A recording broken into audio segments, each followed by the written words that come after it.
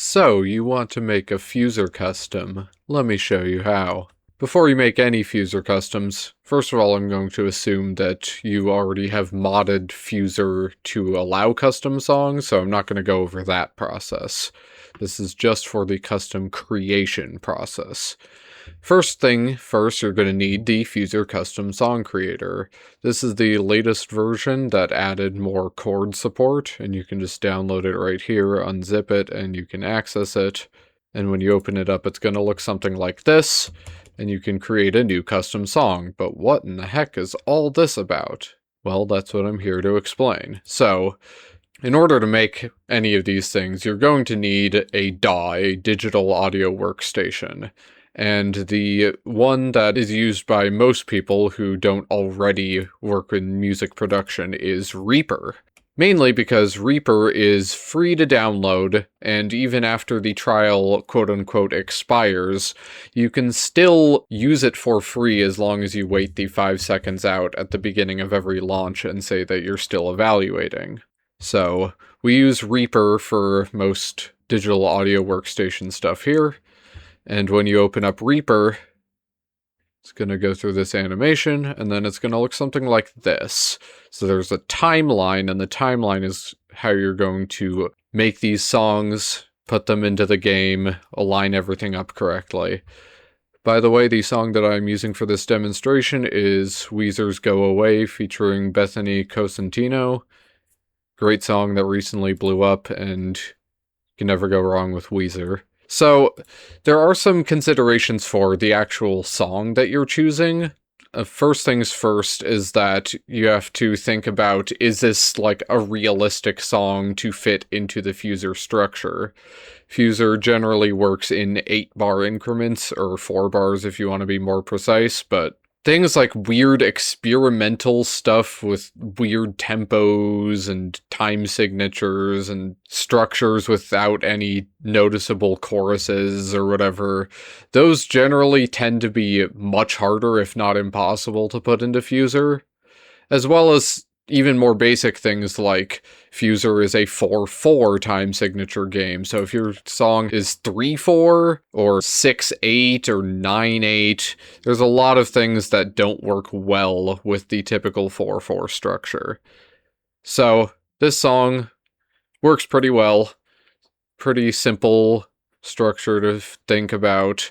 So once you find your song, you're going to notice, first thing first is you want to have a short name for your file, and really all this is you just think about like a file name. So I'm going to say Weezer BC for Bethany Cosentino, and then Go Away.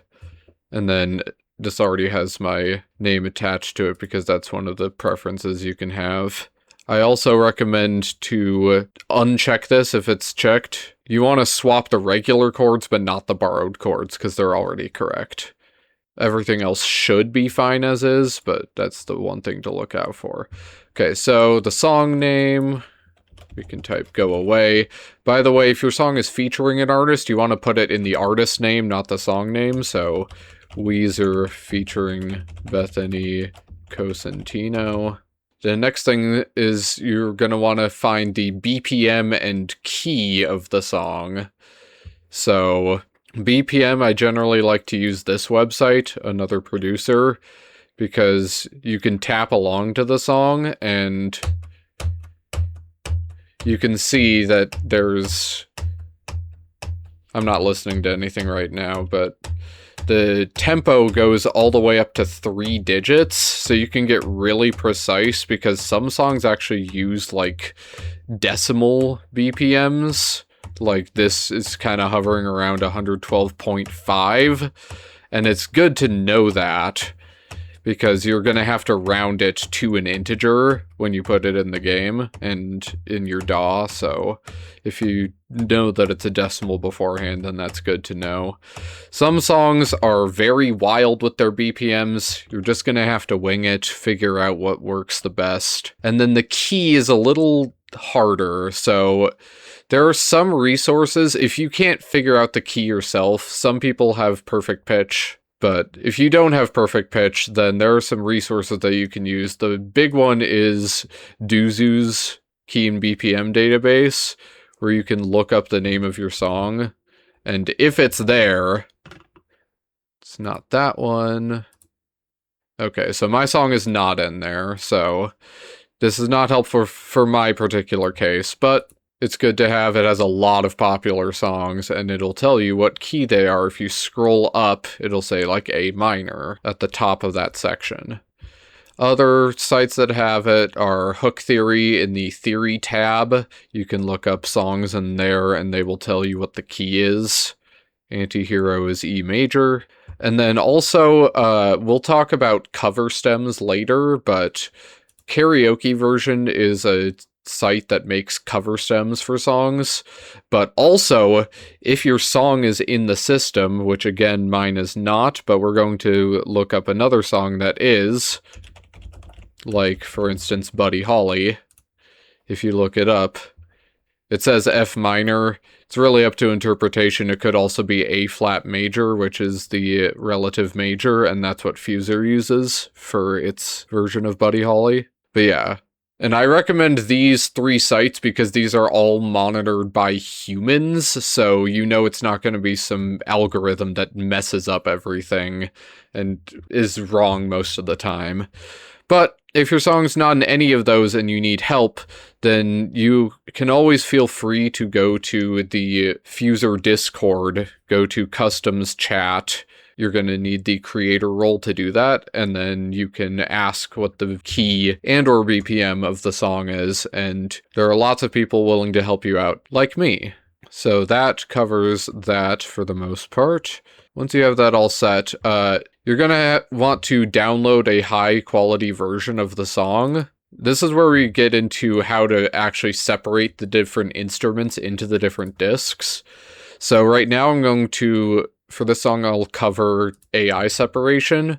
There's also ways, so like I was saying, you can do cover stems, which are not the official sound, but are people covering the song. So you can buy these stems, and then you can isolate individual instruments and download them. So there's Karaoke Version, and there's Jam Kazam. Those are the 2 main ones. And oftentimes they will share the same stems. Jam Kazam, your first cover stems you buy from them are free, but Karaoke Version, if you buy 20 cover stems, you will get a free one, and you can continue doing that. So there's benefits to each one. Jam Kazam generally tends to be a bit higher quality if it's different from the Karaoke Version stems, so that's something to keep in mind. But Karaoke Version generally has a much wider library, and you can request stuff for them to make, but I'm not going to go over that too much right now. So yeah, if you don't have that, there are ways to get more official stems. Some songs have actual official stems, but I won't talk to you about how to get those. And then there are places that you can get stems from, like Rock Band or Guitar Hero or things like that. The Rock Band one is, I'm not going to go too much into because it's kind of private, but Encore's right here has a lot of the Guitar Hero stuff, and you can just download a song. So if it's in Guitar Hero, like this, and you can see, like if it's by Neversoft, for instance, it's in Guitar Hero World Tour, or if it's by Harmonix and it's in Rock Band, then you can download that, and it will have the separate audio files. But if you don't have any of those things, and you're just any song that you want to make, you're going to have to download it. And if it's on streaming, there's a specific way that you can get it. I'm not going to go into it again because it's a little private, but here's my FLAC audio file of Go Away. So that's what I'm going to be using for this. So after tapping, I can determine the BPM is 112. I have perfect pitch, so I know the key is D flat major. And then the year the song came out is 2014. There's also genres, so none will appear as other if you have the genre patch. Num will appear as indie alternative if you have the genre patch. The others are pretty self-explanatory. If you're struggling to decide what genre it is, you can look it up on Google. Some song review sites like Rate Your Music or Album of the Year will say the genre. Wikipedia will say the genre sometimes. But if you're struggling to put that in these specific FUSER genres, then you can ask the FUSER Discord chat for a genre recommendation. Is stream optimized generally if a song is written by a band and they have a license for it, you keep it unchecked. But for stuff like classical music or stuff that you make or have permission to share, then you can check it. And then there's album art. So oftentimes you will want to use the official studio album that something comes from for the album art. You can see it's 512 by 512. You really don't ever use this, just use 512 by 512, and most people use PNG. So if your song already comes from an existing album, you can look it up in this FUSER album art repository. It's sorted by artist name. So for me, I go into W, and then artists that have lots of cover arts will be up here. So here's Weezer, and then mine comes from Everything Will Be Alright in the End. So I'll download this. And then I'm gonna download it in my folder for Go Away. So that's already the perfect size, and it's PNG. If your album art is not in here, there are a couple sites that are good for this. So you can go to Ben Dodson, and specifically if you go to Ben Dodson and go to iTunes Artwork Finder, or you can also do Apple Music Artwork Finder. So then you can look it up in here. So generally these will not be the perfect size, but you can just take the uncompressed high resolution, put it into something like paint.net or Photoshop, resize it to the right thing, and save it as a PNG. This site, covers.musicorders.xyz, can also do it, and you can specifically search separately for artist and then this, and then maybe that can shorten your search. Oftentimes it'll come from Amazon Music Japan. Okay, so once you have that, then you can go here and click Import Album Art. Go to it, and there it is. Just a couple more things about the metadata for your song. When you go into each disc, for all your instruments, all your discs, you can choose what instrument it is. So I have drums for my beat, I have a bass guitar, the loop is also primarily guitar, and then the lead is vocal. The other settings we'll get into later once we actually make the custom. So that's kind of the metadata, and then we can save this.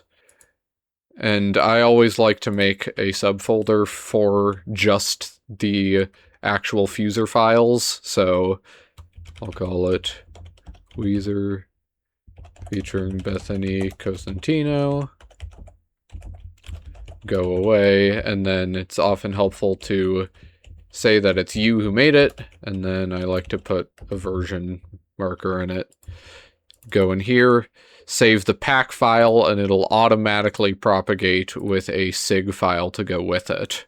And you can see it's automatically named what you set in the short name. You don't want to change that while you're saving. Just keep it how it is, because otherwise it'll be kind of glitchy.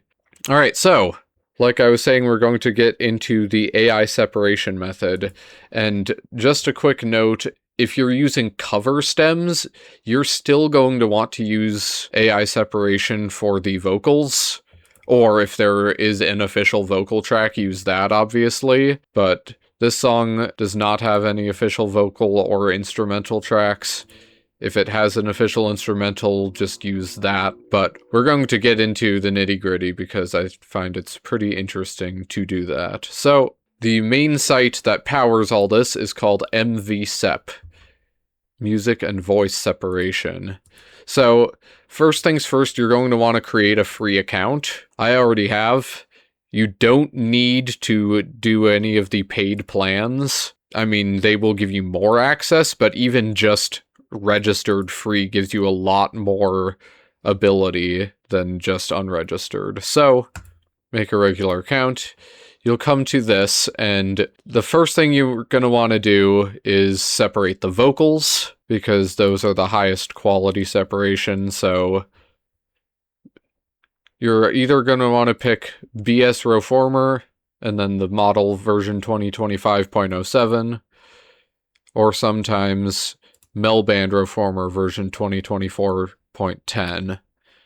I'm going to stick with BS Reformer. So you can see you drag your file in there, so I'm going to do that. Takes a little while to upload. And once it does that, you can click separate. And then you can see your order in the queue. There are some days that it's really busy and it's really annoying to have to wait through the queue, but this website has by far the best AI separation. So it's definitely worth the wait over any other method. And here are the results. If you press this button, as you can see the waveforms, and that's pretty helpful just to make sure that things look good. You can't really zoom in too much, but it's kind of helpful. So you can download the vocals right here. Download the other right here, so I'm going to download the vocals. And I'm just gonna rename the file to vocals. Now, this is going to be the entire instrumental, but we still need to separate this further, so I'm going to press this button called Reuse This File. And so now we have, it kind of takes us to the separate menu where it links to the file that we just made. So now we're going to go to this multi-stem BS Reformer SW. This is the quickest way to get really easy high-quality stems for most applications. So it's gonna re-download that file that it made, and then it'll take you back to this. But I will say, there are a lot of different algorithms for very specific things. Some useful ones are MVSEP Karaoke, which will split lead and backing vocals. This SATB Choir is good not just for vocals, but for a lot of different things with different pitches. It's not the best quality yet, but it's getting better. There's DrumSep to separate different types of drums in case they're out of sync or you want to modify them in any other way. Lead rhythm guitar, that could be helpful for this song. There's a lot of specific things. And then there's also certain effects that you can separate. Like you can separate sound effects here. There's enhancers in case your audio is low quality. There's reverb removal, denoising again, increase audio quality. So there's a lot of different things to choose from. And even within them, like as you could see, there's different vocal model types that could also be very helpful for certain things. And sometimes official stems or like surround sound stems that are also semi-official, sometimes they will have bleed and you will need to feed those into AI separation to clean them up. And sometimes you will have to be very experimental to get rid of that bleed. But anyway, let's check back in here. Looks like it's done. So the song is mostly bass, drums, and guitar. I see a little bit of other, but it looks like it's in the bridge, and I'm not going to use the bridge of the song, so I'm just going to download bass, drums, and guitar. Again, I'll rename them bass, drums, guitar. Again, I could send this guitar through a lead/rhythm guitar separation. I could send the vocals through lead and backing vocals. Lots of different things I could do, but for now I'm just going to keep it as this. And so what we're going to do next, now that we have those separated, so there is a Reaper custom template that Sheep Queen made, and it's great. I also made my own version of it. I modified it a little bit. It has some more interesting things, better support for certain things. Like these are colored, they're labeled main, and then if you want to make an alt key, you can put it down there. There's a track for Crystal Beach in case you need to quantize your drums, because some songs, especially older, more acoustic songs, are not a constant BPM. They are variable, and you will have to manually edit every beat in order to fit alongside all 128 beats. And yes, that is tedious, but we'll get into that later. My thing also has a dedicated place to render the riser without effects, again for making alt keys. For the riser section, it adds a place to add the loop and then repeat the first 4 and fade it out so that you can make a preview audio. Again, not necessary, but I like doing it. But anyway, you can see we have beat, bass main, loop main, and lead main. So I'm going to take our stems and put them right in there. So beat is going to be drums, bass will be bass, loop is just what we call all of the instruments that fill in that treble space that are not the main melody. So here it is the guitars, and then we have vocals for the lead.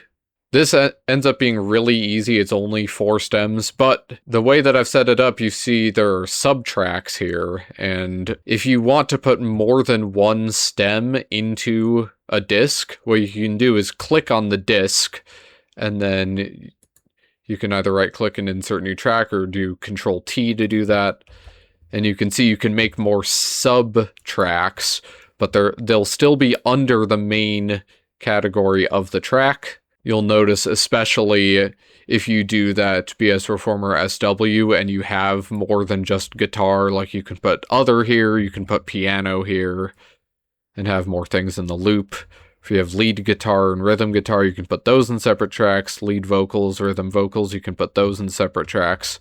I also have this thing for unpitched. By default, it's for unpitched vocals. Sometimes you will need to have certain weird things with your tracks where non-vocal discs will need to be treated like vocals or need to have unpitched stuff. But typically, you'll have a beat that is totally unpitched, a bass that is totally pitched, a loop that is totally pitched, and a lead that is totally pitched with natural pitching if you are having sung vocals, or it will be unpitched if you have rapping or spoken vocals or things like that. So you can see already here we have our song in place. Now, one thing I forgot to do that's very important: before you import your stems, change this BPM in the settings to the correct BPM, because then it'll stretch the whole project accordingly and you won't have to worry about it.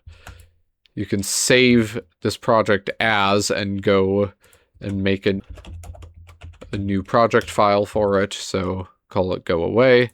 So now I'll re-import the stems at the correct BPM, so they're not going to be weirdly stretched. So playing each stem, you should be able to hear just the drums if you solo this. Like, you can hear this is just drums. And then this is just bass.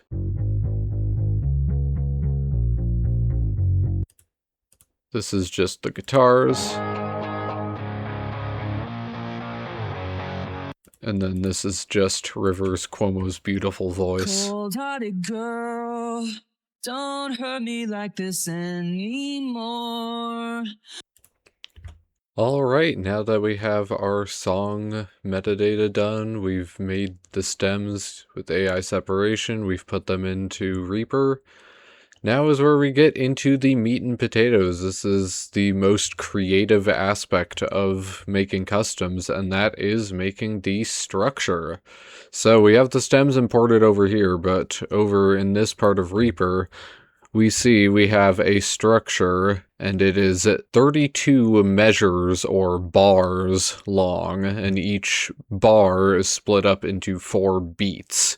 So it starts at 0, and then it'll go all the way up into 128 beats long. So typically what is done with these custom songs is that the chorus or the drop is placed right in the middle of the loop, right on beat 64 is where it should start, and then everything else kind of just centers around that, where you can have a verse leading up to it or a pre-chorus right before it.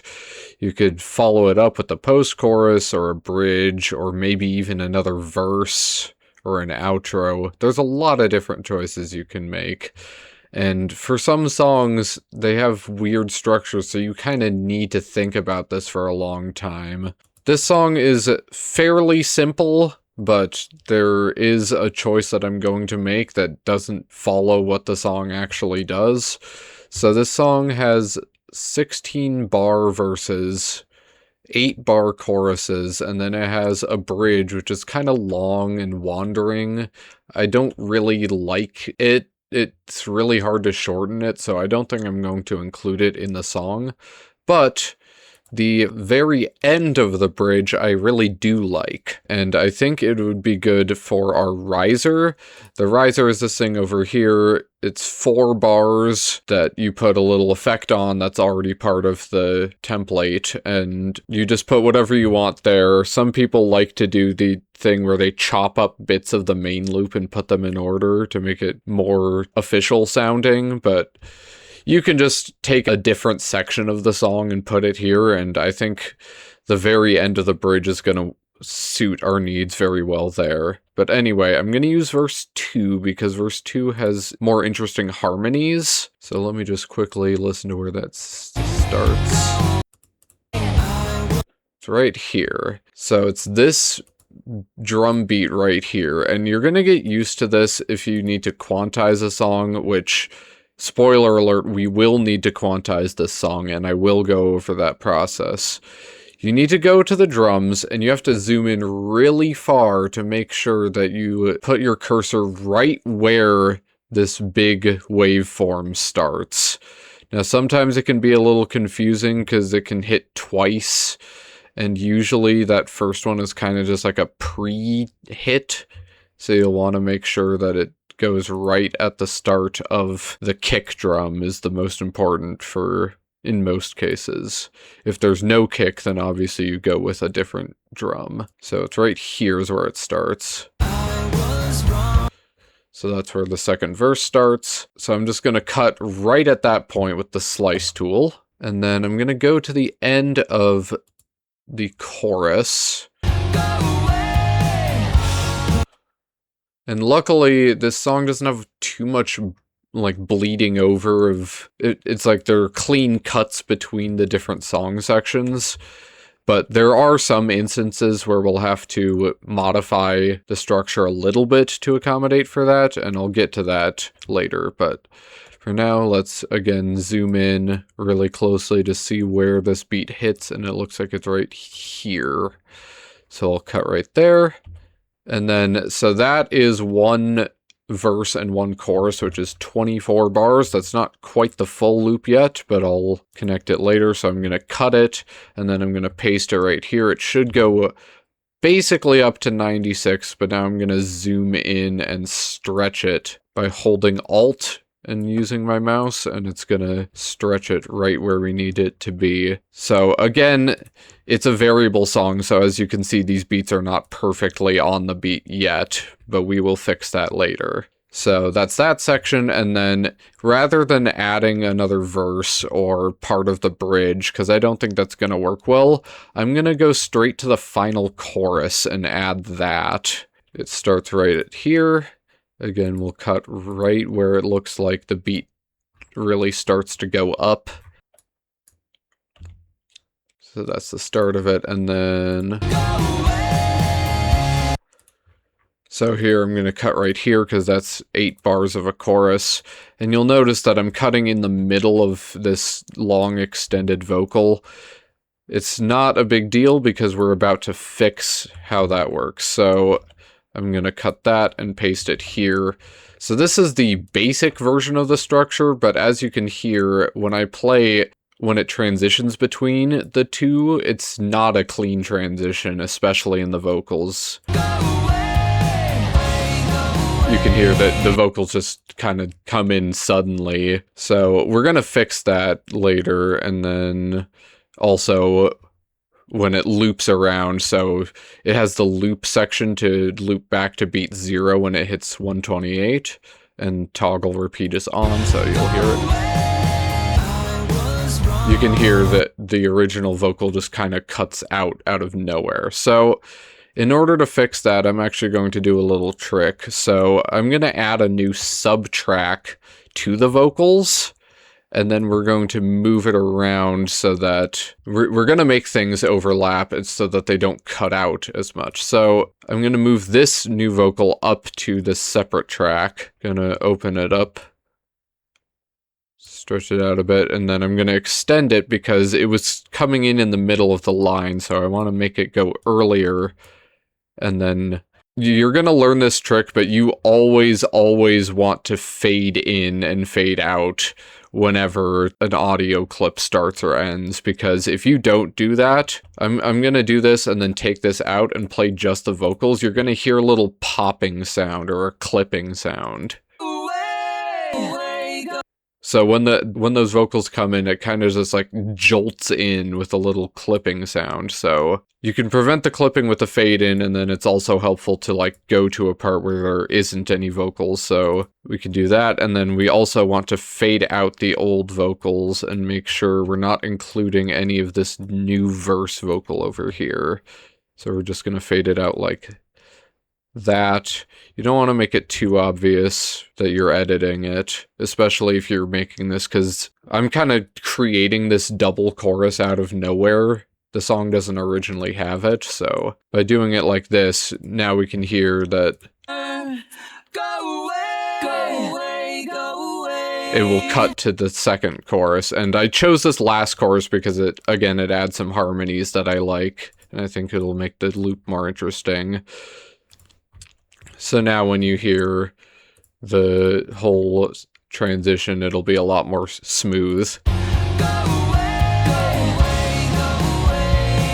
Now, these other instruments, it's less so the case with the drums, but for the bass and the guitar, when it has these two clips next to each other, again, you'll hear that clipping sound happen. There's the clip. It's more obvious with these non-vocal instruments. So that little clipping sound, and thankfully, because we already cut it exactly how we want to, what we can do is go in here and just add a little bit of a crossfade. You really just need like 10 milliseconds for it to work well. So now if we play it now, the clip should be gone. Yep, no clip. And no clip. And if there ever is a clip, then you can make the crossfade a little bigger.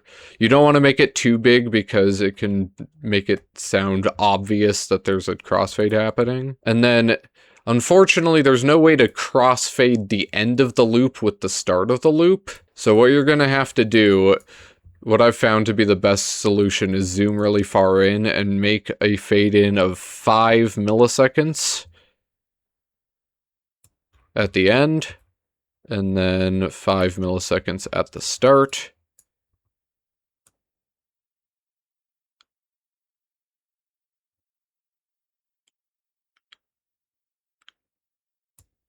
And there we go. So now I'm going to undo those, and you can hear that it's going to clip when it loops.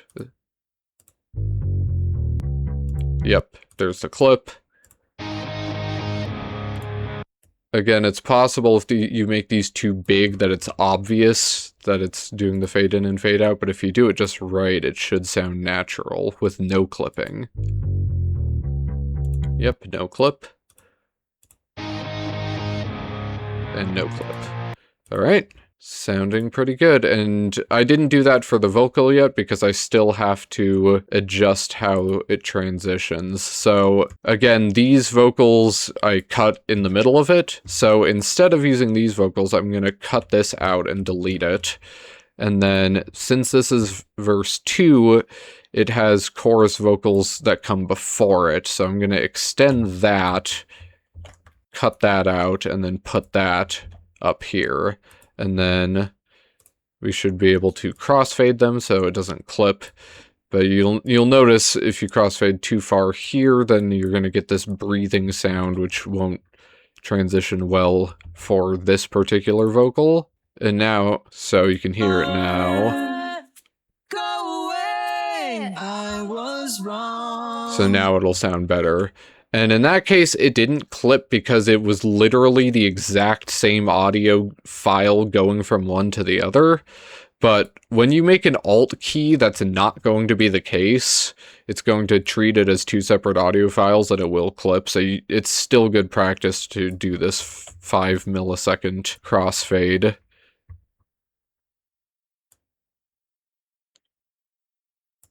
All right, so now our loop should be settled. So again, you can play it at the transition points to make sure it sounds good. So that one sounds good, and then if we go over here,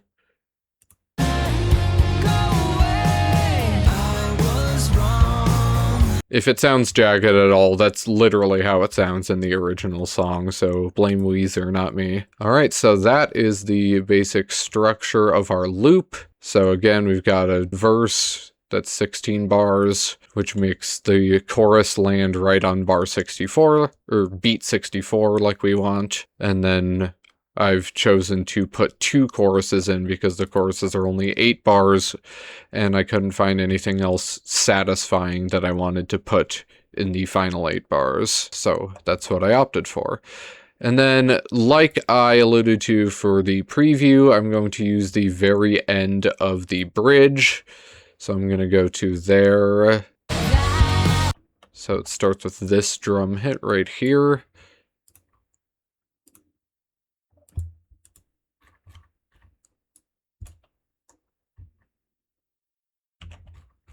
And thankfully, we already cut this end of it when we were doing the second chorus, so we don't have to worry about that. We can cut that, and that should be very close to 4 bars. It's a little longer, so we'll compress it with the same method. And then you'll notice that the chorus vocals start here, and the riser leads directly into the main loop, which does not start with the chorus, so those chorus vocals are going to be out of place, so I'm just going to cut them out right here, fade it out, and then there's a little bit of this drum pre-hit before the actual downbeat starts. I'm just going to get rid of that so there's no weird echoey stuff. You could choose to also put the pre-hit of this drum there instead. It's not too important because you only hear the riser once, so you're not going to be focusing too hard on that. And then I'm going to do a similar thing for the bass because it kind of starts a little bit early. I'm just going to cut it out because it's not playing anyway. And then the guitar right here, it looks like the chord is actually coming in a little earlier. So the next section we're going to do is about quantizing, which is where you have to manually line up everything to these beat lines very precisely. And right here, I'm going to do a little bit of quantizing early. So there's a shortcut of Shift W to make this stretch marker. And so you can make these stretch markers, and then you can use that to move the audio around, stretch it around like this. There is a shortcut that you can do to align all stretch markers of the current audio to the nearest beat, like that. And you can see this Alt-S that I'm doing to enable and disable snap is very useful. I'm sorry I've been glazing over that because it's just come so naturally to me, but yeah, I press Alt-S to disable snap if I want to focus on a specific thing, and then enable snap when I want to snap exactly to the beats. If you enable snap, you can manually move the stretch markers to the closest beat, and then you hold Alt and press click to remove a stretch marker.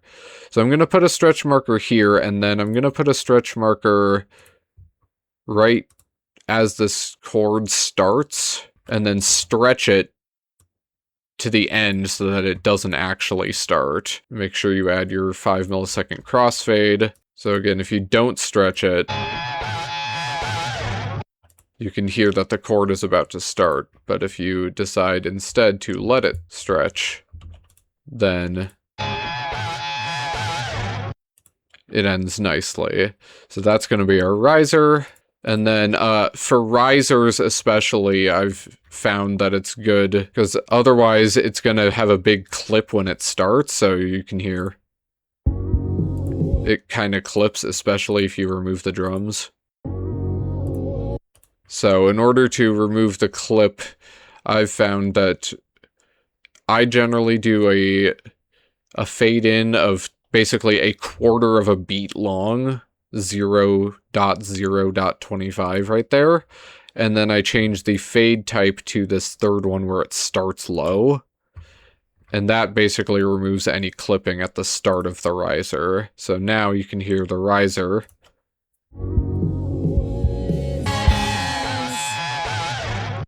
And that's going to transition right into the verse. So you can see I have this section set up where you can paste in your loop in order to make preview audio. So we can actually do a little preview of that right now to see what it's going to sound like to transition between the riser to the loop. So I can copy that there, and then...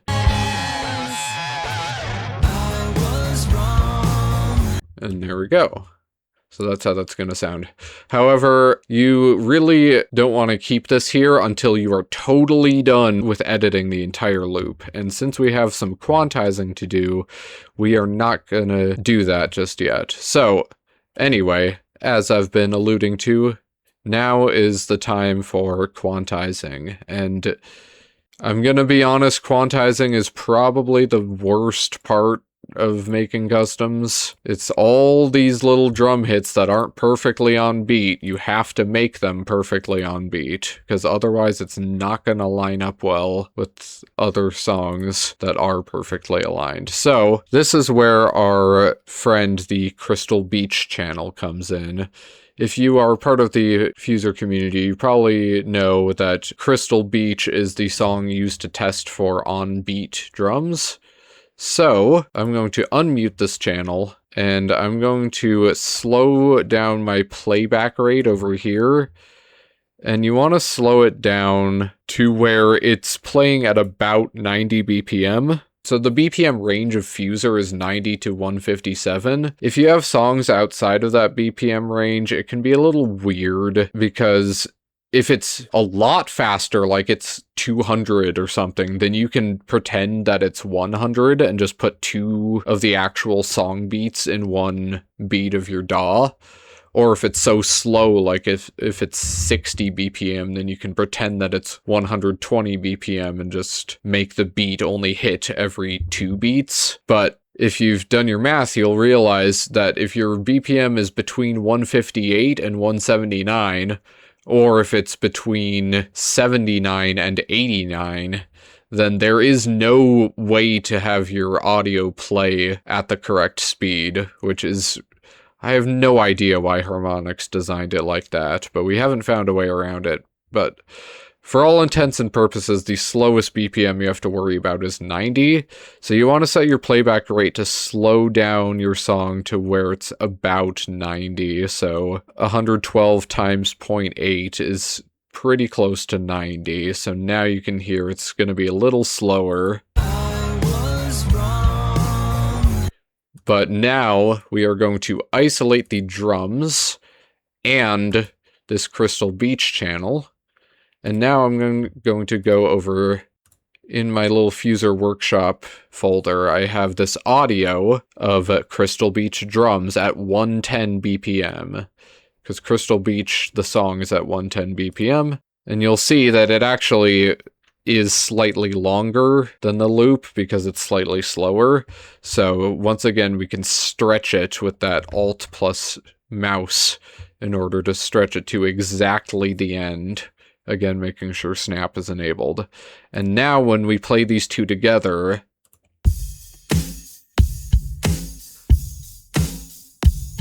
yeah, you definitely hear it right here. Some of these drum beats are not aligned. So we're going to have to fix that using our good friend, the stretch markers. So I'm actually going to do this for the riser first because it's a lot shorter. It's only 4 bars instead of 32. So I'm going to cut 4 bars of this Crystal Beach and put it here.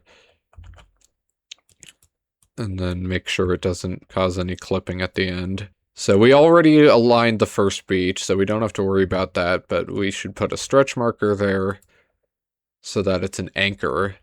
So now all we need to do is just open this up as wide as possible and then put our stretch markers right where the beat starts. Just zoom in and then you can just go to the next one.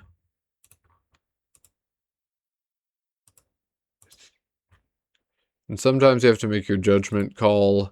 I think the real spike starts around here. If it's off by a couple, like, samples, then it's not gonna sound off. Starts there. So I'm gonna go through this whole process live, and then I'm gonna do this same process for the main loop, but I'm gonna skip to the end because, again, it's really boring and it's really trial and error. So after you've done a few of these, you can do your shortcut. I have a shortcut set to Control-Shift-S, and I have that, I forget what it's called, but it's like snap all stretch markers to beat or something like that. You can go into show action list. Yeah. And then, yeah, you can assign the actions from here. So if we look up stretch markers, I also set Control-X to stretch marker because, sorry, Shift-X, because Shift-W kind of hurts my fingers at some point. Here it is. Item, snap stretch markers to grid. This is what I've set to Control-Shift-S, and that's a nice shortcut to have. So now, once I've snapped those beats, it's nice to, like, play it to make sure that it is, in fact, lined up correctly. Okay, those first 4 beats sound like they're on beat, so I'm just going to finish the rest of these and we'll play to test to make sure that it's on beat.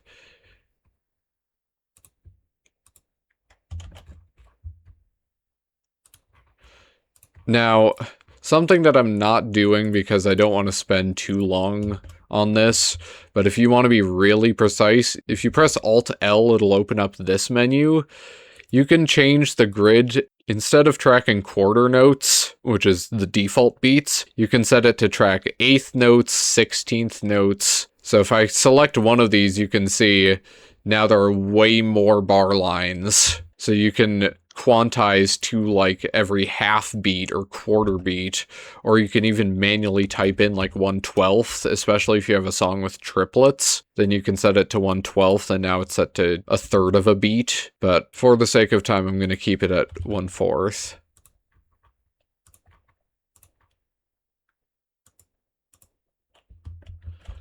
So I'm just going to keep placing these stretch markers until the final drum hit.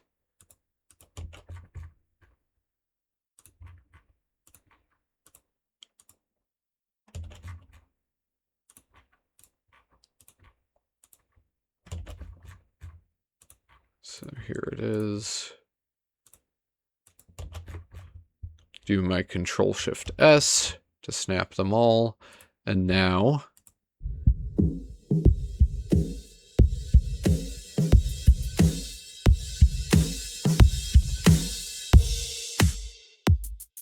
there we go. So now it's perfectly lined up with Crystal Beach. It's on beat. I should say, whenever you're making a custom, the most important parts are that the key is correct, the BPM is correct, the drums are on beat, and everything else is at least close to on beat. And then you also need to make sure that your song is in tune.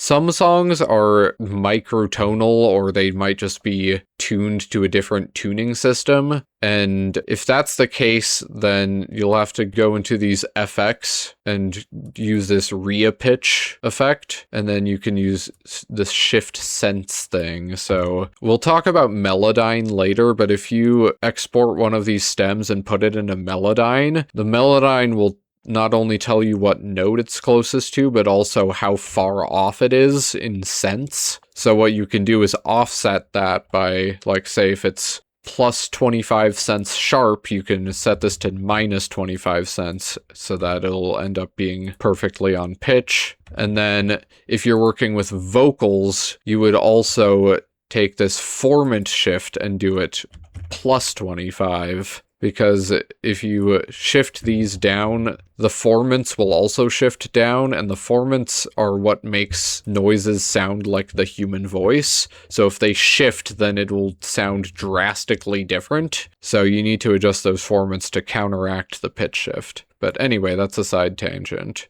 So we've got this on beat. So now I'm going to do this same process over here, and I will meet you back when I am done, which will take a little while because that's just how quantizing is.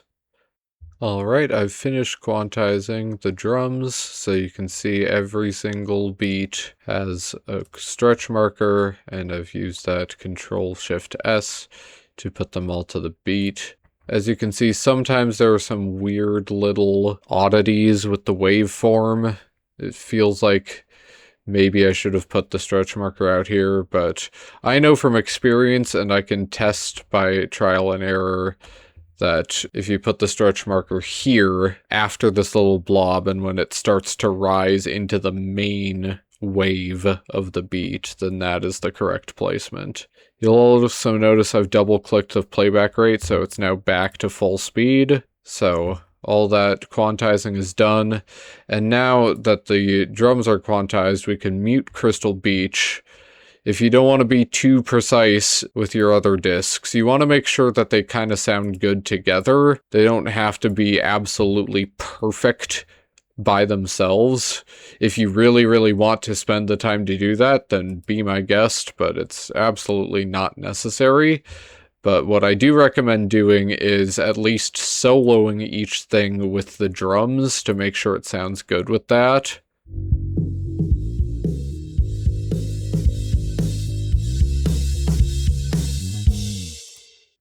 And the one thing I noticed, I did that with all three of these and then all three of these.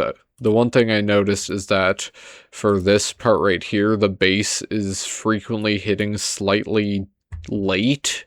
Like you can see the bass is like significantly after the beat. So if you want, you can just kind of fix it by just taking and just sliding it over to where it matches up.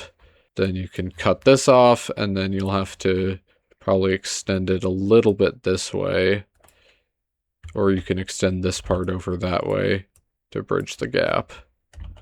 Let's make sure this, yeah. So now this first part should sound much better.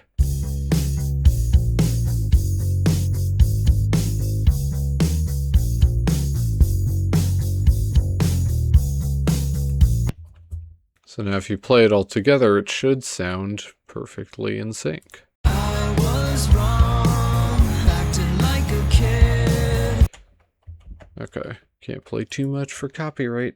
Alright, so now that we have finished quantizing, our stems are sounding pretty good, and this is the moment where we start to come back to our custom song creator. Oh, by the way, because I didn't do it earlier, the genre of this song is indie alternative, so I've labeled it as none. I forgot. I just left it as dance last time, but it's definitely indie alternative. Okay, so what we're going to do is I'm going to click on each of these main tracks. I'm going to hold Control so I can select all of them at the same time. I'm going to go to File and Render, or you can do Control-Alt-R, but I think this is easier. So if you have your little subfolder for the custom that you're working on, like I have Go Away, which, by the way, is not the same as this folder that the FUSER files are in. Go Away is just the folder where all of my files related to this custom are. So if we render to there, and I'm just going to call it Go Away, and then you'll notice that the format should be OGG Vorbis. You can select quality. I've never had problems with 0.5 quality. And then now that you have these four rendered, if you say source selected tracks via master and then bounds time selection, it should render properly. So we're going to render these four files. So there's the drums.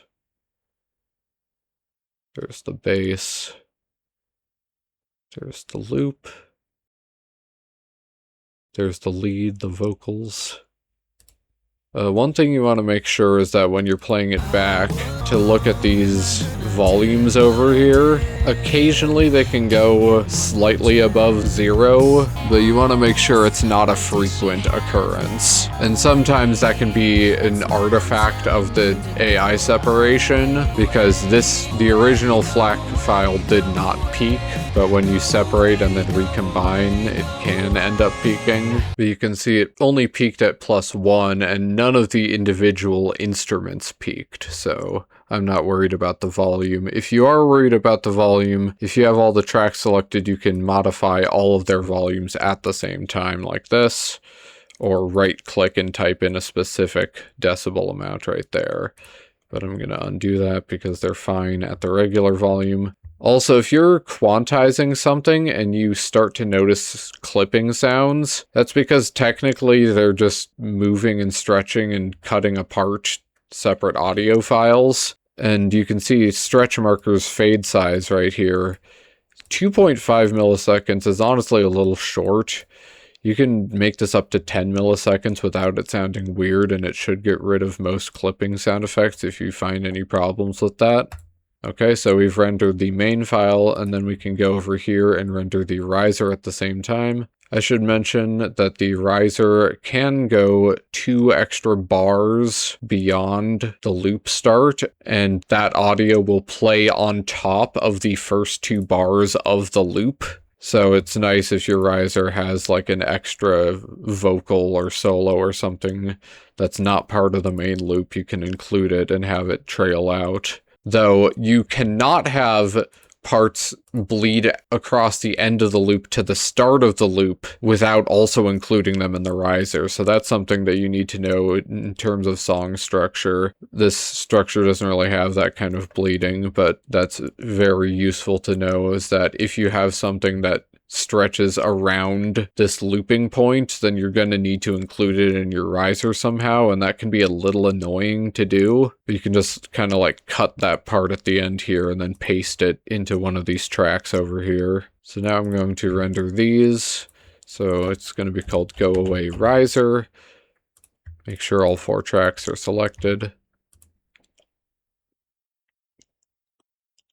And there we go. So now we have, if we look at our folder, we have all these OGG files. So now we can go into the custom song creator, and here's where these pages come into play. So for the beat, the default is that it has no key and it's unpitched because we're talking about drums most of the time. So we click this replace audio button. So when you render multiple files at the same time, it'll go in order. So I had beat, then bass, then loop, then lead. So 1 is our beat, 2 is bass, 3 is loop, and 4 is lead. And that's why I have it in this order, because it matches the order in the custom creator, and it matches the order left to right in game. So we're going to select Go Away 1 for the disc audio. Then we can switch over to riser audio and select Go Away Riser 1. So let me just mention the other things on here. Disc gain, you can set this below 0 if your discs are too loud. Though interestingly, setting it above 0 does not raise the volume. So I guess always err on the side of being too loud. And then you can play the audio once you've put some audio in just to test that it's the right thing. Sample rate, you don't really have to worry about. It'll automatically adjust with the audio you put in. Duplicate audio, again, is because we don't have separate keys for drums. They're just always the same. Unpitched, because they're drums, you don't need to move them up or down based on the key. Natural pitching is the thing I was talking about with vocals, where you need to enable it so that it's called the chipmunk/demon sound effect. If you change the pitch of vocals without changing their formants, it'll drastically change the sound of like what the voice sounds like. It can sound very distorted and ugly if you don't do that, but you shouldn't do that with non-vocal instruments. And then this is a weird experimental setting, you don't need to worry about it. Advanced mode is pretty interesting. I guess I can go over the basics of it, but the basics is up here you can import audio files, and then down here you can put those audio files into different key zones and give them different properties. So you can set key map presets, and this is mostly helpful for if you are mixing rapping / spoken vocals with singing vocals. You can switch to advanced audio and have major vocals, minor vocals, and then unpitched vocals as a separate audio file and key zone, whereas normally in simple mode you can only have either all singing or all rapping. So that's usually where advanced mode is used, but you can also use it, like, for instance, if your beat has some pitched drums, like a timpani or something, you can do it there, or like if you have a loop that has an unpitched part, or like a sample of something that you need to, like sample vocals that you need to use natural pitching for, you can make separate key zones for that. For this song, we should just need simple mode. So I've done the drums, now I can move over to the bass. Our song is in major, so we're going to put the main audio in the major category. Go to riser, major, riser 2.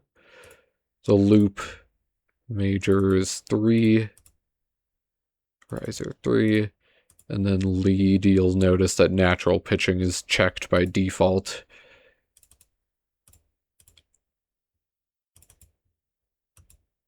And then this stuff over here we'll get to later. That stuff you don't need to worry about to make the most bare bones custom, but if you want to add some more features, then that will become important. So now that we've imported all our audio, by the way, if you're not planning on making an alt key with Melodyne, you can just click duplicate audio for all of these, so it'll play the same audio in major and minor, but I recommend you at least give Melodyne a try before you stop using it for good. Alright, so we have all this saved. So now we can go to our folders, and we can take our FUSER files folder that has that pack and sig file.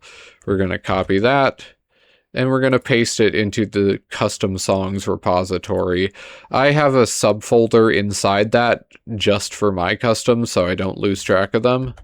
So I'm going to paste that. There it is. I can refresh it. It'll go to the top. So now I can go ahead and load FUSER. I have a Steam link to the fusercustoms.exe launcher, which will automatically refresh the custom songs unlock pack and sig files, and then it'll load the game. Alright, so here's my crate. I have some things for testing. One thing I have is obviously Crystal Beach. The drums are how we test for things being on beat. I also have a custom with these X discs, specifically either an X in the bass, loop, or lead. This will let me test the riser without it overlapping with any other audio. And then these are just all the songs I've made customs of recently.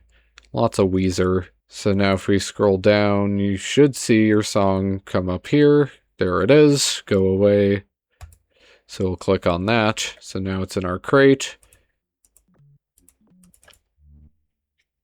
So first things first, just to test to make sure that your audio goes in right, slap one of these empty discs there, queue up all these discs to riser in, set your tempo to the same tempo of the song, wait for this bar to be almost at the next bar, and then right click, and it should riser. And you can test. There's the vocals. There's the guitar. There's the bass. There are the drums. So at some point you're going to want to test the on-beatness of your drums in-game, just to make sure nothing goes awry. So you want to replace that, lower the tempo.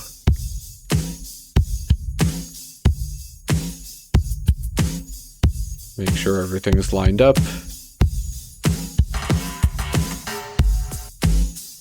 And it's sounding pretty good. And now, if you're just making the most bare bones custom, that's it.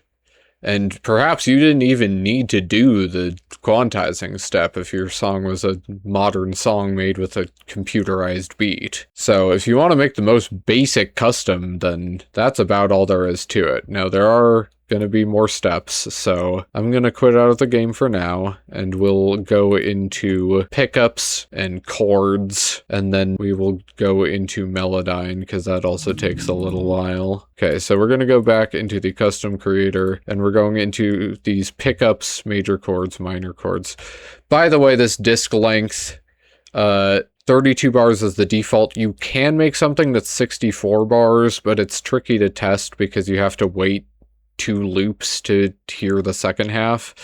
You can also make things that are 8 bars or 16 bars, but generally you should only do that if the song is so short that you couldn't possibly make anything longer out of it. Considering this is a full-length song, 32 bars seems like the most fitting choice. Okay, so we're gonna go into pickups. So basically, pickups are when there are interesting things that happen in the main loop. So I'm going to solo on the drums, and we're going to see if there are some interesting things that we can note down.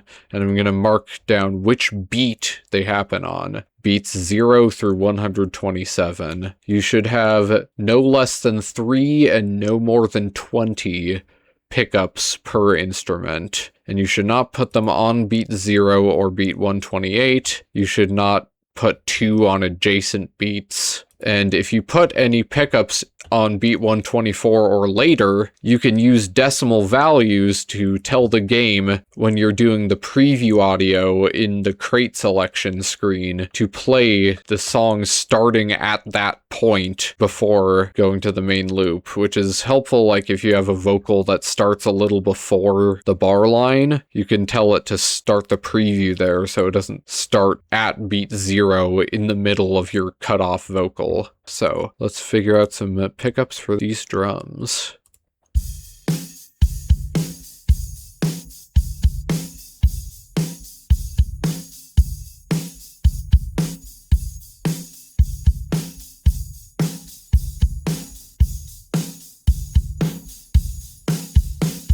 Oh, there's something.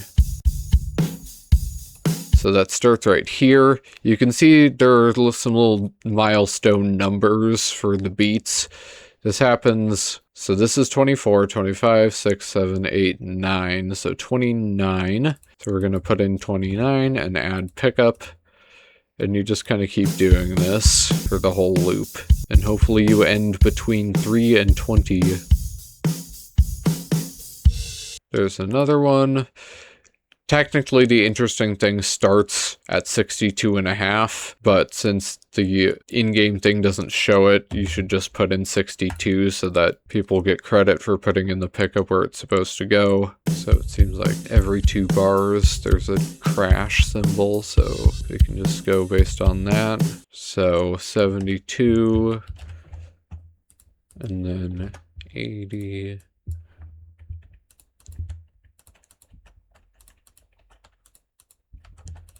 And then there was one interesting thing that happened here, but again, if you put a pickup here, it's going to start the preview early. You know what? I might do that. Let's see. So where does it? So it happens right halfway here. I did not quantize these drums to the half of a beat, so it's slightly early. So I'm gonna have it start. It's 126, and then this little decimal you can put in to make it more precise. And then while I'm here thinking about these last 4 bars, I'm gonna have the bass start at 126. And the vocals are going to start 124.94. And then, I don't know if I want the guitar to start early.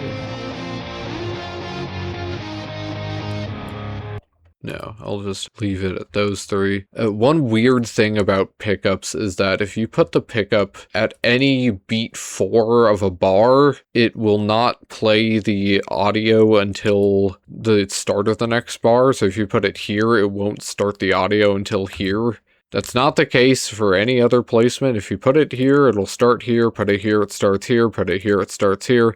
But put it here, and it'll decide to start way over at this spot instead. And that happens every bar, so this would start there, this would start there, and so on.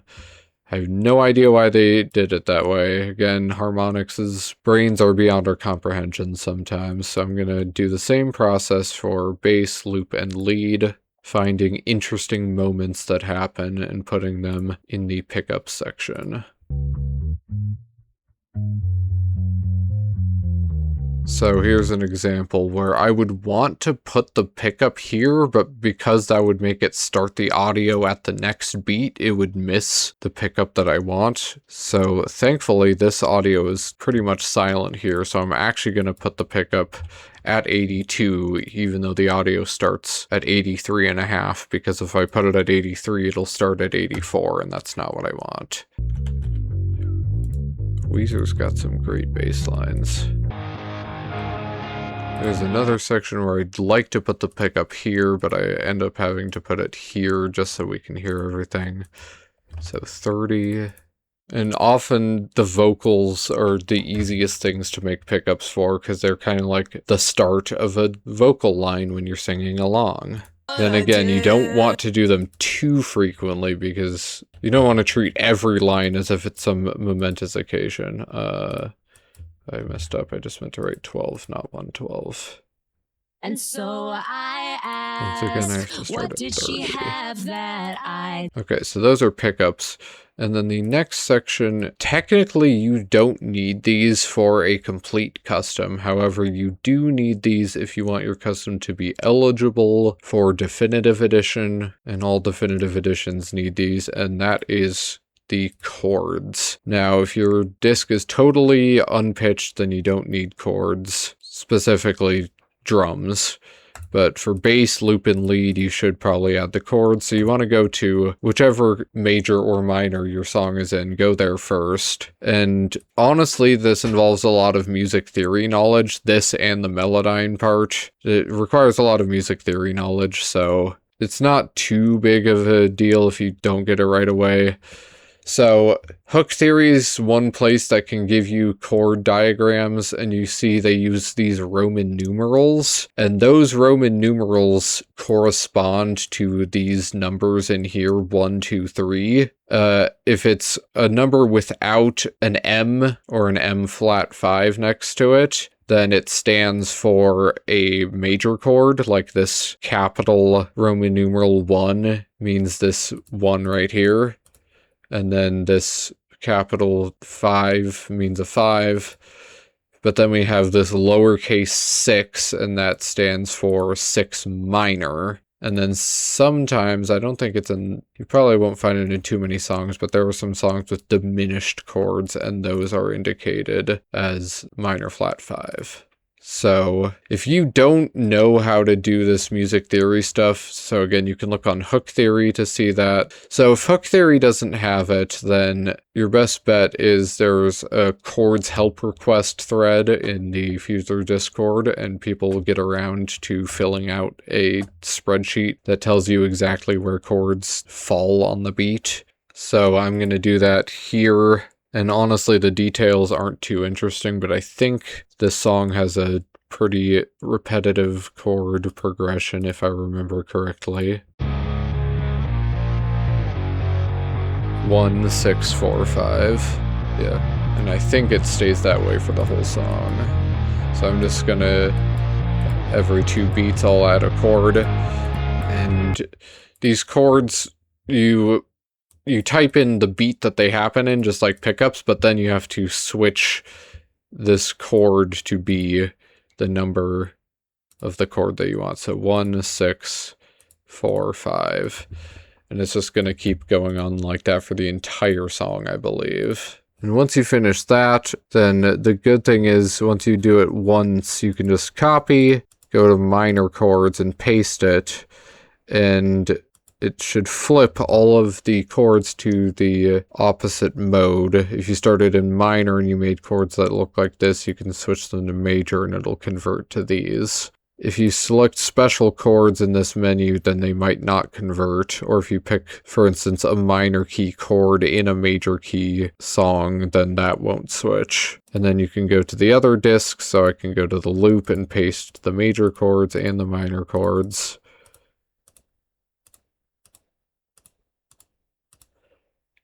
And there we go. So that is that done. Now I'm going to do something that I always like to do. It's not necessary to make the custom, but I like to make the preview audio. So I'm going to take my loop that is now complete, and I'm going to paste it right after my riser, paste it again, and then cut off all but the first 4 bars. I'm going to drag my mouse across to make this loop region. And then I'm going to scroll up here to where there's this secret big track that contains everything. Click on it and render an MP3. I'm going to call it Go Away Preview. And we'll render it. And there it goes. And you'll see now that all the files are together, there are some peaks, but importantly, it's the majority of the audio mass is like down here. It's only like a couple minor brief moments of peaking audio, so it's not really noticeable. It's not like it's blaring your headphones the entire time.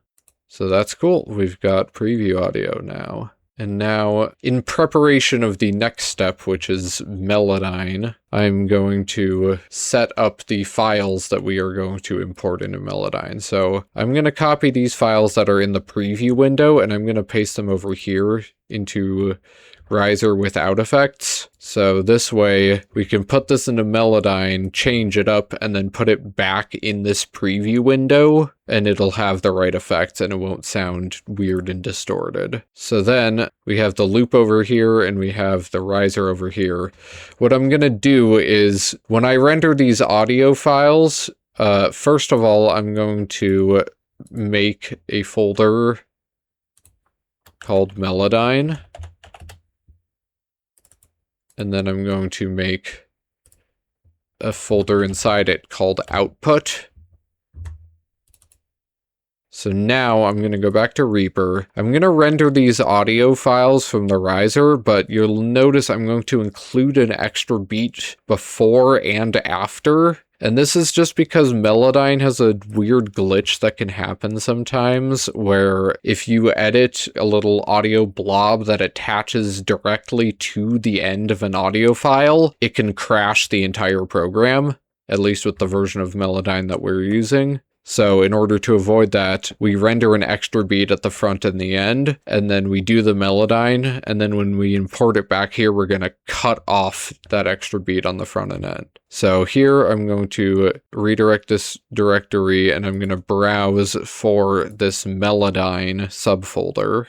So now how you render these names is up to you. If you have more than one subtrack playing audio at the same time, like what's going to happen over here with the vocals, how it used to work is that you could just say, okay, render it as go away, and then it would be go away 1, 2, 3, and 4, but then this 4 would be split up into 1 and 2. But recently, Reaper changed their naming schemes of their profiles, so I think at this point it's better to just render each of these stems individually and just call it like bass, except this is the bass riser, so make sure you include that. Render it as a wave file because wave files are uncompressed, and it's basically the only way that Melodyne is truly happy with you is if you give it a wave file. So then we can render that one file. Gonna render this as loop riser. And then that top track is empty in the loop. So we can just render the bottom one as lead riser. By the way, I forgot to mention these risers. Every disc needs to have something in the first bar of your riser, otherwise it'll be marked as improper, which isn't a big deal unless you're going for a definitive edition, but it's just a good habit to put something there. Okay, so now we can go over to the main loop, and we're going to do the same thing. We're going to include one extra beat before and after the loop starts, and we don't need to render the drums because we don't need to make a different key for the drums. We'll just do bass, loop, and lead. So now we can just call this bass. There it goes. Loop.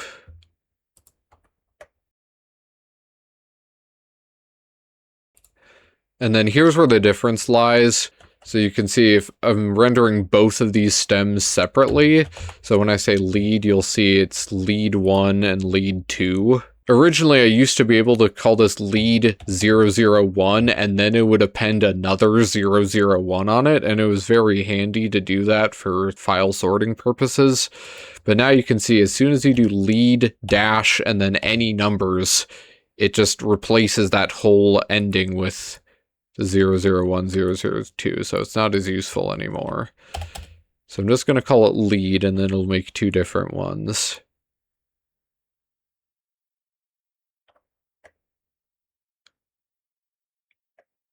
And now you can see we have these audio files that are ready to be used with Melodyne. So once you do that, you can mute the main channels for bass, loop, and lead. You can unmute the alt tracks for them and make sure you have enough subtracks under each one to match your original. So I needed to add another subtrack to lead alt. Then we're going to get ready to make our Melodyne and import it right here, one beat before the preview.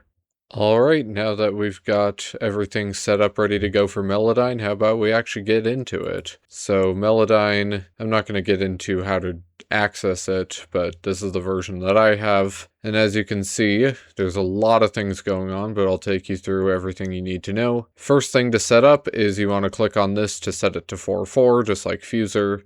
Then you want to double click over here and set the BPM to what your song is, in this case 112. Press enter. So now we're going to go up to File, and we're going to import audio. So we're going to go to where we have our files. So I have this Melodyne subfolder. So you can see I have all my audio files right here. So I'm going to start with bass riser. Generally, bass is the easiest instrument to do Melodyne for, and then also the riser is obviously much shorter than the main loop. So we're going to start with bass riser. So as you can see, it's going to analyze the audio, and then it's going to spit out all these little blobs, and each of these blobs is, as you can hear, it's a little piece of audio. So this is where we really get into the depths of music theory, but basically every key has 7 notes, and for the most part, major and minor keys differ by 3 out of those 7 notes, and those are the 3rd, 6th, and 7th notes in the scale. In a major key, those 3 notes are a half step higher than they are in a minor key. So in this case, now you'll notice that Melodyne is not the best at automatically analyzing the key. It says it's G sharp minor, but we know that the song is D flat major, so we're just going to stick with what we know. If it's confusing you, especially because some notes can have different names, either sharps or flats, depending on what key you want. If you want, you can just go up here and manually rename it to the correct key, D flat major. So now you can see it has all the note names that you're expecting. So D flat major, the notes in the key are D flat, E flat, F, G flat, A flat, B flat, and C. So the 3rd, which is F, the 6th, which is B flat, and the 7th, which is C, are all currently a half step higher than they need to be when we're turning this into minor key. So every time we see F, B flat, or C, we're going to want to lower those notes by one of these little lines on this piano roll on the side. So these G flats are fine, the A flat is fine, but here we have a B flat, we're going to need to lower it and lower it. Now you're going to notice some notes up here that are definitely not part of the audio. When you're dealing with sound waves, there's a thing called overtones, where every time you play a note, it also makes frequencies that are certain intervals higher than it. So really, these blobs that are way higher than what's actually being played are secretly just overtones. If you want, so I'm going to go to this wrench right here, and this is called note assignment mode. And here is where you can see, okay, these outlines are where Melodyne has thought it could have maybe put some notes in, but it decided not to. So this slider right here, I recommend you take this little semicircle and push it all the way to the right. And now you can see when I hover over different places, there's not just these outlines, but also these dark shades that appear near my mouse. So if I click on one of these, I can activate that note, which means I can move it up or down separately from any other note that's happening at the same time. And now that this is pushed all the way to the right, I can also do the same thing with these dark blobs. So I can double click here and make an extra thing right there to move if I wanted to. Now I'm going to undo because I don't want those, because really I know that the bass is only at the bottom right here. All these notes above are overtones. So in order to make it so that the overtones don't mess with our audio, I'm actually going to double click on these notes to deactivate them. And alternatively, if you want to deactivate all of the overtones at once, or at least a large amount of them, you can drag this little ceiling slider down to just above the highest real note, which I know is this one. So that gets rid of all these other weird ones, and then we can just manually get rid of these ones. Now, one downside of pushing this all the way to the right is that we can't drag select in this menu. However, you can go back to edit mode, then drag select, and then go back into note assignment mode and edit it from there. So this way you can manually deactivate a bunch of notes at once if you feel like it. But I want to keep these notes on the bottom. That's just a thing to know if you want to quickly deactivate a bunch of notes. So let's hear what we have so far. I think those were the only notes we needed to adjust.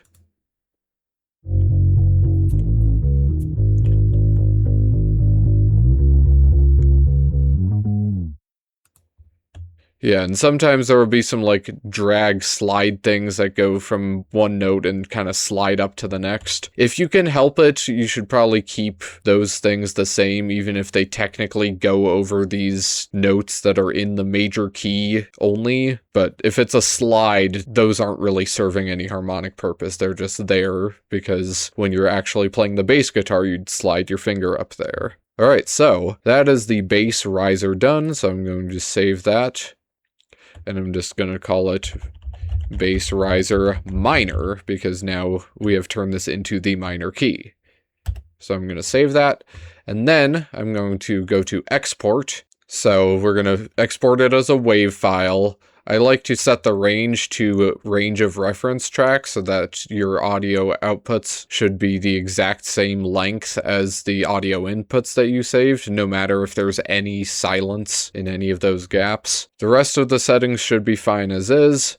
And then when you click export, you're going to want to go all the way down to where you have your files stored. So we go here, and then to this special output folder that I put inside the Melodyne folder. And having these different tiers of folders helps out, because when you import audio into Reaper, you'll notice that it will put a duplicate audio file into the same subfolder as the project is in if it's not already there. So if you're not careful, you can accidentally overwrite audio files just by that automatic process. So I like having the main project file, then a Melodyne folder inside it with the original audio files, and then this output folder that has the new modified ones that you're making right now. Then we'll export that audio, and now we can do the same thing with the loop and the lead risers.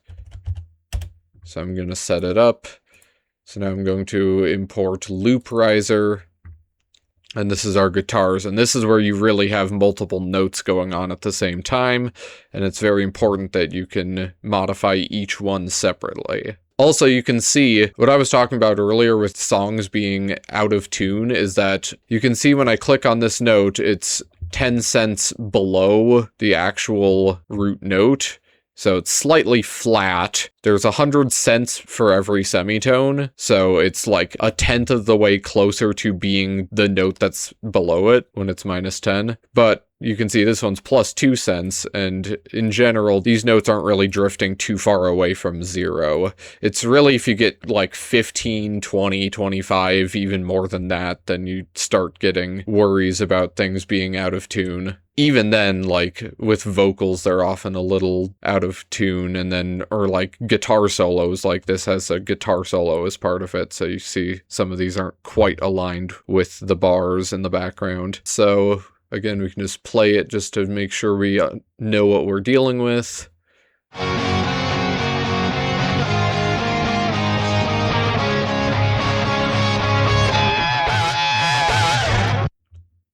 Okay, so I hear this da da da da da da da da. So those are B flats and C's, which again, we need to lower both of them. So I'm going to go into note assignment mode, push this potential note slider all the way to the right, and you'll see this note right here, Melodyne had previously interpreted it as an overtone of one of these lower notes, but we need to modify it separately, so we need to activate that note there. You'll see it also appears as an overtone up here. You could choose to deactivate this and just have it down here if you wanted. It's not too big of a deal either way. We can just move both of those notes separately, and then it went da da da da da da da da down. So let's just make sure that all those B flats in this G flat major chord are visible, and then let's make sure all these C naturals in this A flat major chord are visible. If something doesn't work right, you can always just undo it. So let's make sure all those C naturals appear. There's E flat, there's F's up there, because so there's a little lower melody there. So da da da da da da da. When in doubt, always activate the notes that you can hear, even if they don't necessarily need to be modified. There's no harm in doing it, so let's activate those. Okay, so we've got B flats, they need to be lowered. Another thing you can do is rather than select the notes themselves, is you can go over to the left right here and click this note on the piano, B flat, and it'll select all the notes that are at that pitch so that you can drag them all down at the same time. And similarly, you can hold Control to do that for multiple different piano notes at the same time, like this. So I'm going to take all my C naturals and lower them. Let's look up here. Yep, so we have Fs that we need to lower here and here. I don't want to select that one because that has... Oops. You can hear if you start playing before you modify all the notes, it'll sound a little weird. So then let's activate these low D flats, just so none of the waveforms get messed up. And then I think these notes down here are just... I'm kind of just going to deactivate all of them. Not this one. This one is part of the previous chord, because really these are just kind of bleed from this guitar solo thing up here. So you can hear...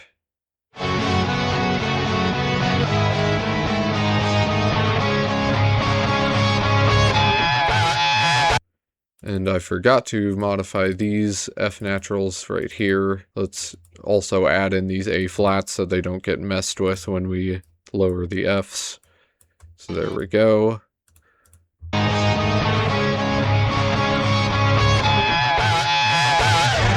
But I hear... So those are some F naturals. So let's lower these down to E naturals. And then it should be good.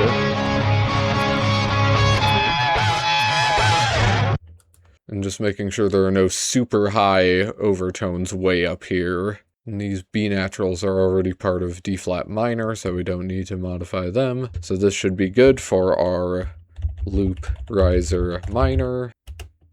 Export it, and as long as you keep Melodyne open, you don't have to re-go through the entire file directory. It'll just go straight to where you were before. And then I'm going to go to the lead riser.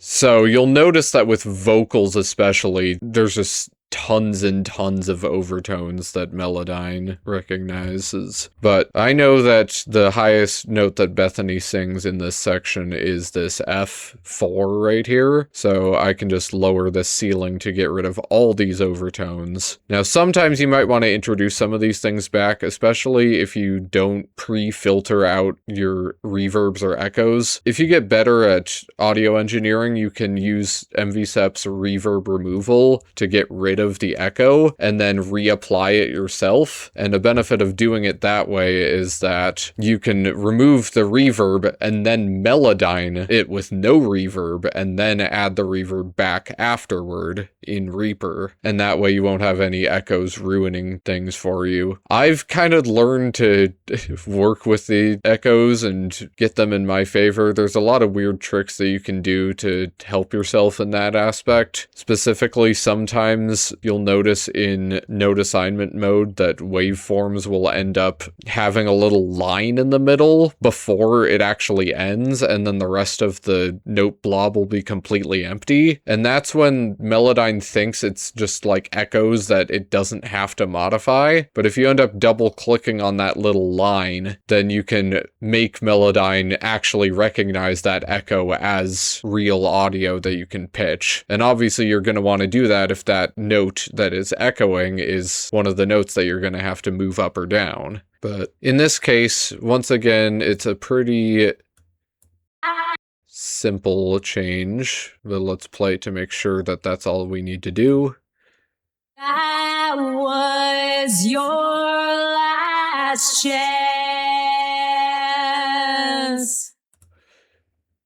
And here you can see that these are kind of almost, they're right in the middle of B natural and C natural, these things right here. So you could choose to lower them. Oh, actually, here's one of the things that I was talking about. You see right here, this orange line is splitting it up. So if I move this, you're going to hear that like that short little part gets lowered, but then like the echo afterward is going to actually stay the original pitch. It's a little hard to tell, but that echo is staying the same pitch. So what we can do is go to the note separation tool and double click on that, which will actually rejoin the note because Melodyne had automatically separated it in its analysis.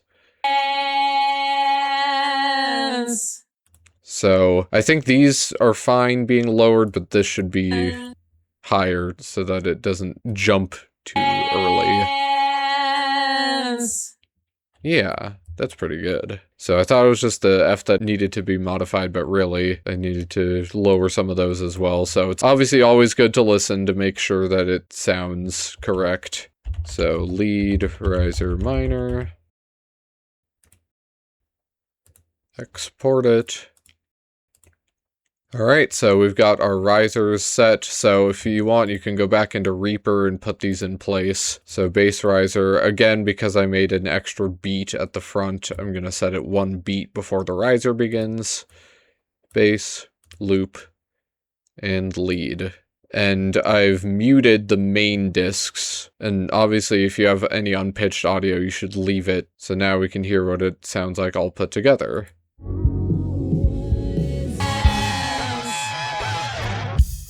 And then it'll go on to the preview because I still have that set up. And then you can just, as I mentioned earlier, you can just trim this off and then put a little crossfade. You don't need to do this whole thing at the beginning. Luckily, it's already taken care of. And then as you can see, these are all exactly the right length, no matter how much you zoom in. So we're going to trim them all there. And then you still do want to put that 5 millisecond crossfade. Trust me, you won't be able to hear it. So now it's set up perfectly that you can render it and it'll work well when it risers into the main loop. So now I'm going to go back to the main loop. Now that we've rendered it, we can set the loop back to the actual start and end points. So I've done the riser now, and now would be when we go into doing the main loop. But that is 8 times longer than the riser, and I don't know if you necessarily need me to go into detail about every single little thing that comes up with there. If you are ever curious, I am in the FUSER Discord server, so just let me know if there's any weird things. I'm very experienced with using Melodyne for FUSER customs, and I know a lot of the weird tricks that can happen, so feel free to contact me if I'm available, if you need any more help, but I'm just going to jump ahead to when I finish all of the Melodyning for the main loop, including the 2 separate Melodyne files for the 2 separate lead tracks that I have where they overlap. Alright, I just finished doing the last Melodyne for the second lead track, so now I'm going to import them all into Reaper in a similar way. Make sure we start 1 beat early because we gave ourselves a bit of a buffer. By the way, you might notice that these audio files don't include the word minor in them, and that's because Melodyne isn't actually exporting like the project as an audio file. It's literally just modifying the original audio file and putting it out as something new. And that's why you don't want to have these Melodyne things in the same folder as your custom here. It's because when you import it into Reaper, then it'll try to put these new audio files into this folder. So if you have the original Melodyne things in there, then it'll overwrite them and get really ugly and awkward, and maybe it'll make new alternate files. It's just a lot easier to keep track of if you have a separate folder like this. But anyway, let's get these in here. Bass, loop, lead 1, and lead 2. And hopefully everything lines up perfectly. There are occasionally some glitches where it'll have some audio that, like, it ends early when it shouldn't, or like occasionally there'll be a little bit of bleed at the very end here. And those you kind of just have to deal with them. The alt key audio isn't going to be exactly the same as you might think it would be to match the regular audio. So these, again, you're going to have to get this 5 millisecond at the beginning and end. And so now you can test how it sounds like. So I'm going to do that, but then I'll cut back because copyright. I'm actually glad that there was a mistake because I can kind of show you how it is to fix a mistake. So over here, I accidentally forgot to lower one of Rivers' notes there. So what we're going to do is go to your main project thing and delete that. That is in lead 2. So you see how it makes copies of those in this. So make sure you delete that. Go back here and delete it here as well. So then we can go in and fix it. So it is right here. I forgot to lower that. Go away, go away, go away. Now that sounds good. I think I may have heard something earlier too. Let me just check. Can you give me one more chance? I think it was this.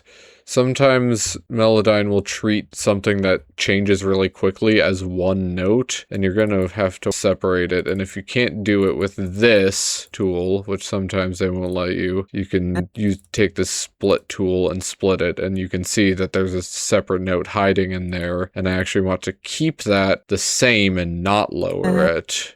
One more chance. There we go. So now we can save and export it again. And then you can go in here, press F2, and you can press this choose new file thing. And this way you don't have to replace it and recrop and do the fade in and fade outs. You can just go straight in here and then go to the output. And make sure you go to the output so you get the right audio. And then you go to our newly edited. So now both of those should be fixed. One more chance. Go away, go away, go. Yep, so now it's all fixed. So now our Alt key is ready to go. So with this setup, instead of clicking the drums with the other ones, you can just click the unpitched track. So now we're going to keep rendering to Go Away Melodyne. So I'm going to call this Go Away Minor. Make sure to switch it back to OGG Vorbis because we need to put this into our FUSER files. And now obviously the first track is going to be empty, but now this makes it so that 2, 3, and 4 line up with how they were before. And then you can do the same thing with the riser. Go away, minor, riser.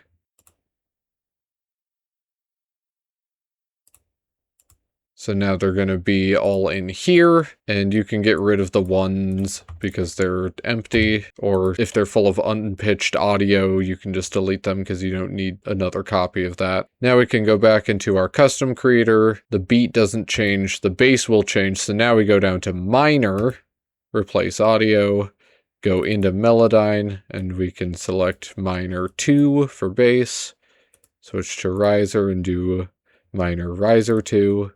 Go to the loop, minor is minor 3, riser is minor riser 3, then go over to the lead, minor 4, riser is minor riser 4. And we can save this, so now we have everything set in place, and now at this point we just need to test it in FUSER. So go back to your main file, copy this, make sure you delete the old one so that there's no weird copying, renaming of the same file stuff. Because you're replacing the exact same file, it should stay in your crate. You won't have to find it again. And anytime you want to update your custom, you should just keep it the same short name in the custom creator. Make sure not to change that, because otherwise it'll be removed from crates and you'll have to find it again. Alright, so we actually have a few things to test here, because earlier we hadn't tested the pickups and the chords yet, so if you want you can go ahead and test that now if you didn't do that earlier. So first of all, if you drop all of the instruments at once, it should play from where you set the pickups at the last 4 beats. So let's make sure that works. Okay, seems like that worked well. And then here you can hover your cursor over your song on the top to see all the pickups on the timeline as they come along. So make sure that they are in the right spots. And then when you're done with that, you can start testing the chords. So when you're making your crate, go into instruments, and then there are a couple good options you can do, but right now I like the vibraphone. So you go over to your instruments, go to the vibraphone, and then just play this. And hopefully if you did the chords right, this should play along with the song, and it'll sound nice. Alright, now that we've tested pickups and chords, we can swap that out, and now we can test the minor key and also the minor chords to go along with it. So let me put that as the main one, put that back there. Again, make sure to set it to the BPM, but now you're going to also want to set it to the right key. So in this case, D flat minor, we're testing the Alt keys, and make sure you left click to do steady riser so it stays.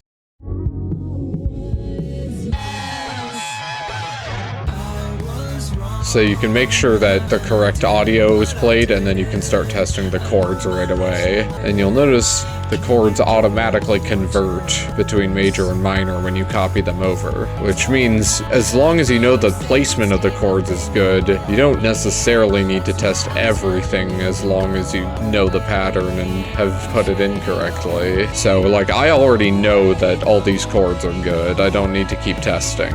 And just like that, our custom is finished. So the last step is sharing it with the world. How are we going to do that? So I'm going to go over to my browser here. So I recommend that if you are going to be making more customs, that you make a folder to contain all of them, and then make the folder that anyone with the link can access it. And then you can just drop your customs in here and they will automatically be accessible to anyone you link it to. I also have this subfolder for uploading the previews that I make. So I'm going to go in here first just to get it out of the way. So I'm going to go to here, the preview file that I made last time. I'm going to go here and upload it there. So now my preview is uploaded. I also recommend, if you want to keep everything nice and tidy, that you can make your own spreadsheet. This is mine, and it's based on the old spreadsheet that was made before the website, but you want to include basic information about your song. If you make a preview and upload it online, you can link it here so they can listen to it there. Obviously, you need a download link once you make your custom, so let me scroll all the way down so I can put it at the bottom. So make a checkbox. So Weezer featuring Bethany Cosentino, Go Away, Indie Alternative, 2014, D flat major, 112, and then these are the right instruments. I use emojis so that it doesn't lag, and also UK users can see it, so it's not using the old imager links that are laggy and banned in the UK. So now I can put my Go Away link, the preview link there, oops. And then you can go to the main folder and just drag and drop this in there. Some people like zipping their customs up first. I think it's a lot easier to just have to deal with there being weird file names and subfolders when you download it, because this way you can just link someone to here and they can just immediately download things, and when you download the whole thing, then it'll automatically all be sorted in files and you don't have to unzip every individual custom. So once you upload that, you copy that link, put it over here.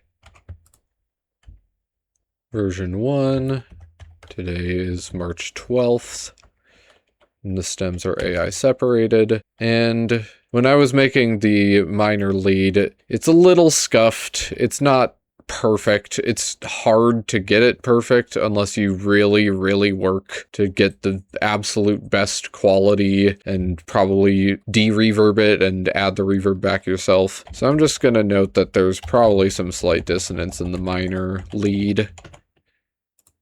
So there's that. And then if you want to submit it to the website, which is good for getting it tested, and you can get feedback on what issues it might have. So you go to this link and then you fill out the information. So I am Linewriter. This is a new submission. It's not an update to a custom that's already on the website. It's not a fix to a custom that was rejected from the website. If it is either of those, you should note what you changed down here.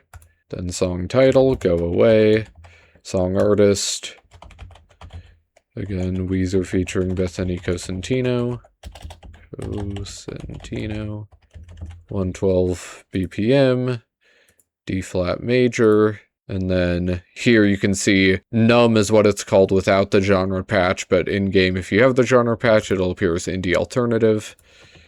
2014 is the year of the song, drums, guitar, vocals, so beat, bass, loop, lead. And then here is album art. So on the fukuko.online, it kind of appears like it does in game, but it can't read the album art from your custom itself. So if you want to include that, then you can go over to a site like Imagebox. Again, not Imager because that's banned in the UK. So we go over to Imagebox and we can take our album art right here. Everything will be all right in the end. Upload it here. Should be family safe. I like doing 150 by 150 resized for the thumbnail. Kind of approximates how big it is in game. And then I have a gallery for FUSER album art, so I'll add it to that. Once it's done uploading, you click on it and then you right click and do copy image link. Or you can do open image in new tab and it'll be this link up here. You can see if I paste, it's the exact same thing. So that is what you're going to paste in here. It should end in PNG. And then other details, this is where you fill in things. So natural pitching, if your song has sung vocals, it should have natural pitching. Major minor keys, if you did the Melodyne, you check that. unpitched parts is specifically asking for unpitched vocals. So drums don't count as unpitched parts, and I don't have any of those, so I'm just gonna leave that unchecked. Album art, you should probably have checked. Riser, again, not technically necessary to have your custom be accepted, but I associate it with having a good structure, so it goes hand in hand with me. Then pickups if you have those, and chords if you have those. So here again is the download link, so go back, make sure you copy the link to your custom. If you did it how I did, it should say folders there. That's a good indication that it's correct. Song stems information. For some reason, they call AI separation DIY, so I'm going to say full DIY. If you use official recreation like KV, karaoke version, or like Rock Band stems, anything like that, you should note that here. And then additional notes is, like what I said, the slight dissonance and minor lead, I'll add that. And then you press submit. And then it'll go into the queue, and eventually it'll get tested, and hopefully it'll get accepted if you got your keys and BPMs and quantizing if necessary, if you did all that correct. And then also, another thing you can do is in the FUSER Discord server, in this custom sharing forum, you can make your own post. So I've made a post called Line Writers Recycling Bin. And then here is where you can share your customs, however you want to do it. So I have a little format that I like to do.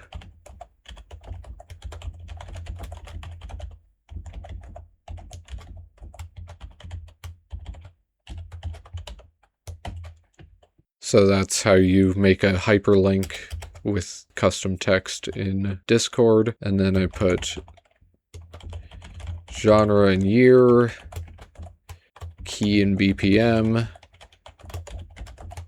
and then the instruments.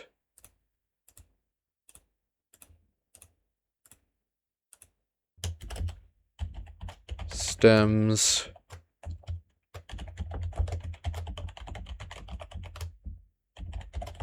Notes, just like the submission form.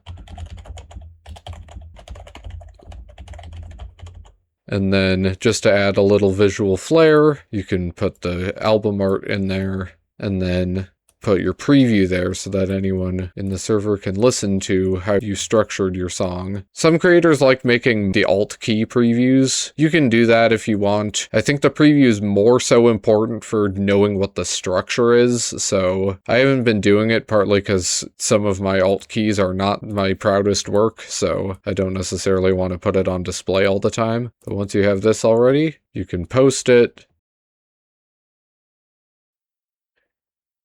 You can update people about it in WIP songs.